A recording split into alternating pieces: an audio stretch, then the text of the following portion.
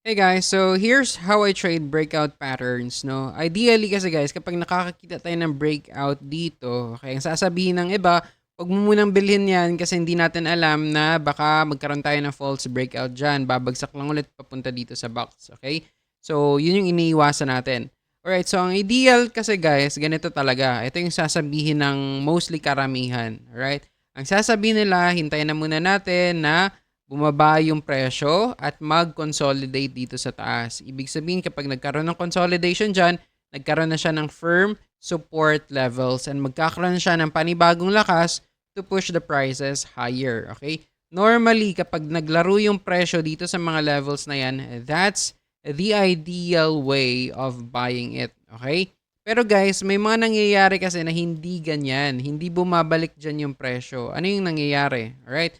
Now, let's say may breakout tayo dito. Ito yung rectangle natin. Okay? Nagkaroon tayo ng breakout dito. Minsan may mga nangyayari na tutuloy-tuloy lang siyang paakyat. Okay? And dito sa taas ngayon magko-consolidate. Alright. Now, kapag ganito yung nangyari, if ikaw yung type ng trader na naghihintay lang ng retracement dito sa kanyang previous box, mapag-iiwanan ka ngayon, no? Hindi mo masasakyan ngayon yung pag-angat ng presyo na ito. Alright? Now, ano ba yung dapat natin gawin? Ang dapat natin gawin, guys, is pumosition tayo dito sa taas kapag nag-breakout. Alright? Bili tayo ng konti. Tapos, ang gagawin natin, maglalagay lang tayo ng stop loss dito. Just in case man na bumagsak yung presyo at bumalik dito sa box na ito, then at least mapoprotektahan natin yung ating capital. Ngayon, kapag nag-consolidate naman dito sa taas, dito ngayon tayo magdadagdag ng ating position. Okay? Add. Now, kapag lumipad na siya, itong stop loss natin dito, no, i-a-adjust natin yan ngayon and ililipat dito. Okay? Now, just in case bumagsak man, at least may kikitain ka pa rin kasi nga lumipad na yung presyo dito. Okay? May mauuwi ka pa rin kahit papano. Alright. Now, that's scenario number 1. How about yung scenario number 2? Okay, ulitin natin ha. Bili ka ng konti dito. Now, just in case man na lumipad yung coin, tapos bumalik ulit dito, okay? And dito lang siya nag-consolidate, no? Ang gagawin natin dyan is, bili tayo ulit, okay? Dito naman tayo mag-a-add. Yan yung scenario number 2. Add, okay?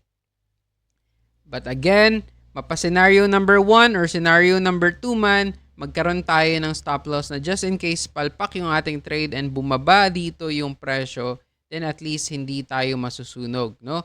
Ang kaibahan lang nito guys, kapag lumipad, saka tayo mag-a-adjust ng ating stop loss dito, okay? Now, kapag hindi man lumipad and nag-consolidate lang dito sa mga levels nito, then at least protektado pa rin yung ating capital. In this scenario guys, tumaas man yung coin, no? Or magkaroon man ng retracement dito, may position na tayo kahit konti. It's up to us na lang kung saan tayo magdadagdag, no? Pwede kang magdagdag dito or pwede kang magdagdag dito. It's up to you. Ang mahalaga, magkaroon tayo ng tinatawag nating stop loss dito and magkaroon tayo ng a little position dito. Kahit anumang mangyari sa market, may advantage tayo. Alright, so ganun ako mag-trade ng tinatawag nating breakout patterns. And hopefully, no, may natutunan kayo dito sa very short lang na technical analysis natin and very short trading tutorial natin. Hanggang sa muli guys, peace out.